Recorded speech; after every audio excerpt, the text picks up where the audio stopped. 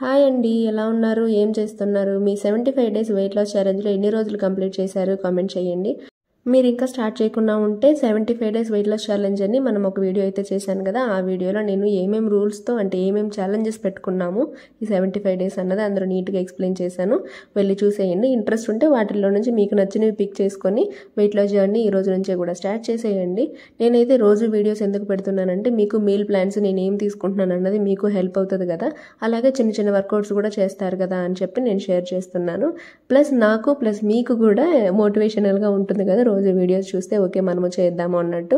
అందుకని నేను నా డైలీ ఈ వెయిట్ లాస్ వ్లాగ్స్లో అయితే నేను రోజు ఎంత వెయిట్ లాస్ అవుతున్నాను ఇవి ఫాలో అవుతూ అన్నది కూడా మీకు షేర్ చేస్తున్నాను.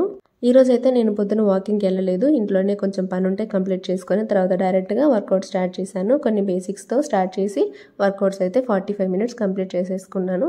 వర్కౌట్స్ అన్నీ కంప్లీట్ అయిన తర్వాత రిలాక్స్డ్గా డీటాక్స్ డ్రింక్ తాగుదామని చెప్పి ప్రిపేర్ చేసుకున్నాను. ఈరోజు డీటాక్స్ డ్రింక్లోకి వచ్చేసి నేను దాల్చిన చెక్క ఒక 2 ఇంచు సైజ్ తీసుకొని ఇంకా ఒక 10 మిరియాలు తీసుకొని ప్రిపేర్ చేసుకున్నాను. రెండు కొంచెం ఘాటుగా ఉంటాయి కాబట్టి చాలా బాగుంటుంది తాగడానికి. దాంతోపాటు ఒక హాఫ్ లెమన్లో ఇంకా హాఫ్ స్క్వీజ్ చేసుకున్నాను అనమాట. చూసారా అసలు లెమన్ పిండగానే కలర్ మొత్తం ఇలా చేంజ్ అయిపోయింది. సో ఇది వచ్చేసి మనకి లెమన్ వచ్చి మన ఫాస్టింగ్ పీరియడ్ని అంటే ఎక్కువసేపు మెయింటైన్ చేయడానికి అంటే ఆకలి ఎక్కువసేపు వేయకుండా ఉండడానికి బాగా హెల్ప్ చేస్తుంది లెమన్. మీకు వీలైతే మీరు ఏ డీటాక్స్ డ్రింక్ ప్రిపేర్ చేసుకున్న అందులోకి లెమన్ యాడ్ చేసుకోండి. డీటాక్స్ డ్రింక్లు వచ్చేసి మనకి ఫాస్టింగ్ పీరియడ్ ఎక్కువసేపు ఉండడానికి బాగా హెల్ప్ చేస్తాయి మన ఇంటర్మీడియట్ ఫాస్టింగ్లో. ఈరోజు మార్నింగ్ వచ్చేసి నేను బ్రేక్ఫాస్ట్ 10 o'clock అనమాట నా ఇంటర్మీడియట్ ఫాస్టింగ్లో. అందులోకైతే నేను ఒక హాఫ్ కప్కి సాంబార్ రైస్ ఇంకా 2 ఇడ్లీ విత్ సాంబార్ తీసుకున్నాను. నేను 16:8 ఇంటర్మీడియట్ ఫాస్టింగ్ చేస్తున్నాను కదా. మీరు ఏది ఫాలో అవుతున్నారు అన్నది కామెంట్ చేయండి. సో ఈ 16 hours ఫాస్టింగ్ని కంటిన్యూ చేయడానికి నాకు బెస్ట్ హెల్ప్ అయ్యేది డీటాక్స్ డ్రింక్సే అనమాట.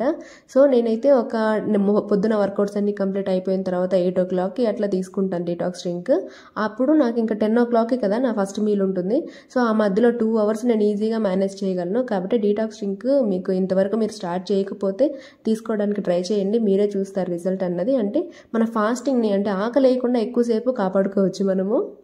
11:30కి నా జ్యూస్ టైం అనమాట. చెప్పాను కదా వెజిటబుల్ జ్యూస్ తీసుకుంటున్నానని. ఇందులోకైతే ఈరోజు చూసారు కదా కీరా, క్యారెట్ ఇంకా టొమాటో తీసుకున్నాను. దాంతోపాటే తీపి కోసం అంటే స్వీట్నెస్ కోసము 3 ఖర్జూరాలు తీసుకున్నాను. సో జ్యూస్ టైం వచ్చేసి 11:30 అంటే మార్నింగ్ టైం అనమాట. ఒక్కోసారి కుదరకపోతే ఈవినింగ్ స్నాక్ లాగా తీసుకుంటాను. కుదిరింది అంటే నాకు ఆకలి వేస్తుందంటే ఏ టైంలో ఆకలి వేస్తే ఆ టైంలో తీసేసుకోవడమే. బట్ ఖచ్చితంగా వెజిటబుల్ జ్యూస్ అయితే తీసుకోవడానికి ట్రై చేస్తున్నాను. తర్వాత లంచ్ వచ్చేసి 1 o'clock అనమాట. ఈ లంచ్లో వచ్చేసి నేను ఈరోజు సొరకాయ పప్పు చేసుకున్నాను. సొరకాయ చాలా హెల్ప్ చేస్తుంది అసలు వెయిట్ లాస్కి. మీకు ఇంతకుముందు చాలాసార్లు చెప్పుంటాను కూడా. తర్వాత కొద్దిగా పాపడే ఇంకా పెరుగు. ఈ మధ్య పెరుగు రోజు తీసుకుంటున్నాను. డిన్నర్కి వచ్చేసి నాకు పెద్దగా ఆకలి వేయలేదు. అందుకని నేను ఏం చేశానంటే ఎగ్స్ బాయిల్ చేసి పెట్టుకున్నాను. ఈరోజు ఈవినింగ్ స్నాక్ నేనేం తీసుకోలేదు. చూసారు కదా నాకు ఎందుకు ఆకలి వేయలేదు. డిన్నర్ కూడా పెద్దగా చేయాలని అనిపించలేదు. కాకపోతే ఇప్పుడు తినకపోతే నైట్ అంతా మళ్ళీ ఆకలి వేస్తుందని చెప్పి ఎగ్స్ తీసుకున్నాను అనమాట. ఈ ఎగ్స్లో కూడా నేను వచ్చేసి ఎల్లో పార్ట్ తీసేసాను. ఎందుకంటే అందులో కొంచెం క్యాలరీస్ ఎక్కువ ఉంటాయి. ఈ వైట్ పార్ట్ మాత్రమే తీసుకుంటున్నాను. ఆ ఎల్లో పార్ట్లో ప్రోటీన్ మంచిగా ఉంటుంది కానీ క్యాలరీస్ ఉంటాయి కదా నేను తీసుకోవట్లేదు. బాయిల్డ్ ఎగ్స్ నేను ప్లెయిన్గా తీసుకోలేను. అంటే కొంచెం ఎగుటుగా అనిపిస్తాయి తినడానికి, ఎక్కువ తినలేను. అందుకని లైట్గా ఆయిల్ వేసి అట్లా ఉప్పు కారం చల్లేసి ఇంకా స్టవ్ ఆపేసి అందులో ఎగ్ వేసి ఇట్లా ఫ్రై చేసుకోవడమే. అట్లా బాగుంటుంది అనమాట తినడానికి. ఇది వచ్చేసి నా లాస్ట్ మీలు అంటే 5:30కే అనమాట. ఎందుకంటే 6కి అంతా నా ఈటింగ్ పీరియడ్ కంప్లీట్ అయిపోతుంది కదా 16:8 ఇంటర్మీడియట్ ఫాస్టింగ్లో.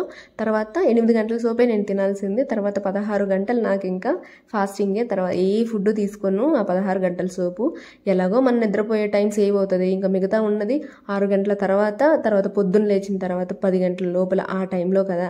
ఆ టైంలో నాకు పొద్దున్న ఎలాగో డీటాక్స్ డ్రింక్ హెల్ప్ చేస్తుంది. ఇంక ఈవినింగ్ వచ్చేసి వాటర్ ఎక్కువ తీసుకుంటూ ఉంటానన్నమాట 6 పైన. కాబట్టి నాకు ఫాస్టింగ్ పీరియడ్ ఈజీగానే అనిపిస్తుంది.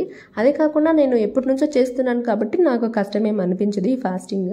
మీరు డే 3లో చూస్తుంటే నేను తీసుకున్న మీల్ ప్లాన్స్ అన్ని డే 3 వీడియోలో చూపించాను. అలా ఫాలో అయిన తర్వాత ఈరోజు నేను 65.70 ఉన్నాను. ఇది ఈరోజు పొద్దున చెక్ చేసిన వెయిట్ అనమాట. చూద్దాము డే 4లో నేను తీసుకున్న మీల్ ప్లాన్తో రేపు ఎంత వెయిట్ లాస్ అయి ఉంటాము అన్నది నేను డే 5 వీడియోలో చూపిస్తాను. నేను పెట్టుకున్న రూల్స్లో ఈ 8K స్టెప్స్ అన్నది కూడా ఒకటి ఉంది కదా. అది వచ్చేసి నేను ఈవినింగ్ కొంచెం బాగా వాక్ చేసి కవర్ చేసేసాను. మొత్తానికి ఈరోజు 8K స్టెప్స్ కూడా కంప్లీట్ అయిపోయాయి.